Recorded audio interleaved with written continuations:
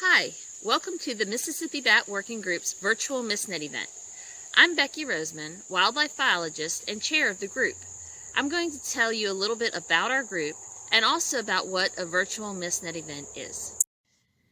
The Mississippi Bat Working Group was founded in 2001. Our primary mission is to promote the conservation of bats in Mississippi. We do this by educating people about bats and supporting research on bats in the state. Our membership is made up of wildlife biologists, educators, students, and basically anyone who is interested in bats. You might ask, why bats? The traditional views on bats are not flattering. Many people think of bats with fear, afraid they're going to swoop down, get tangled in their hair, and bite them, make them sick, and suck their blood. The truth is that bats are valuable components of the ecosystem. They serve as pollinators, seed dispersers, and nature's insect controllers. With over 1,400 species worldwide, bats are a diverse group. Most feed on insects, fruit, or nectar. However, there are some bats that specialize and may eat fish, frogs, or centipedes. Only 3 species are vampire bats, feeding on blood, and none of them are found in Mississippi. In Mississippi, we have 15 species of bats, and all of our bats feed on insects. This makes them very important for farmers. They use a variety of habitats, from hollow trees to leaf clumps, caves, bridges, and a few species even use our houses. Our smallest species in Mississippi is the tricolored bat, which may be as small as 3 inches long and weigh as little as 3 grams. That's just slightly heavier than a penny. Our largest bat is the hoary bat, which may be as long as 6 inches and may weigh as much as 30 grams, as much as 6 nickels. This picture shows a tricolored bat roosting near a big brown bat, another of our larger species. Hopefully that gives you an idea of why bats are important and why we need to conserve them. The Mississippi Bat Working Group has 3 primary events each year. These events are designed to help us learn more about bats in Mississippi and to provide opportunities to pass that information on to other people. Each year in January, we host a culvert blitz where volunteers across the state identify and count bats roosting in box culverts during the winter.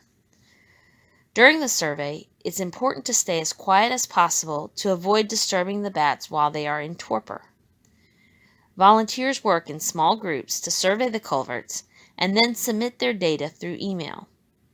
This survey primarily monitors populations of tricolored and southeastern bats and provides important information on their distributions across the state. In February or March each year, the Mississippi Bat Working Group holds its annual meeting. This is a time for our group to come together, learn about research being done in the state, share ideas, and start planning for upcoming projects, and also socialize with other bat people. Every year in the summer or fall, the group holds a MissNet event. For this event, we choose a location in the state and spend 2 nights trying to catch bats in that area using MissNets. The nets are set up over streams and other travel corridors used by bats. When bats are captured, we identify them to species and collect information on the age, sex, weight, and forearm length of each bat. We also inspect their wings for damage. This provides information on what species are present in the area to add to our knowledge of the distribution of bats throughout the state. Additionally, we may conduct roost surveys or roost visits during the day.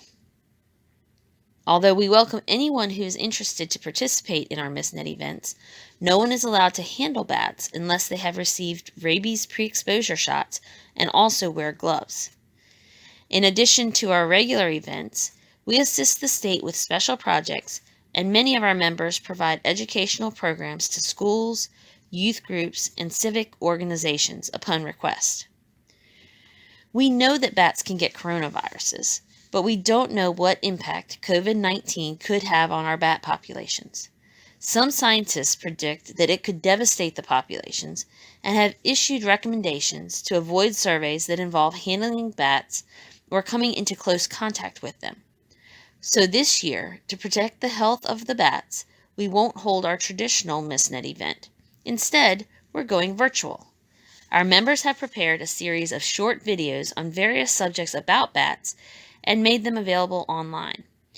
We've tried to think of topics that we might talk about at our regular MissNet event and focus the videos on those topics.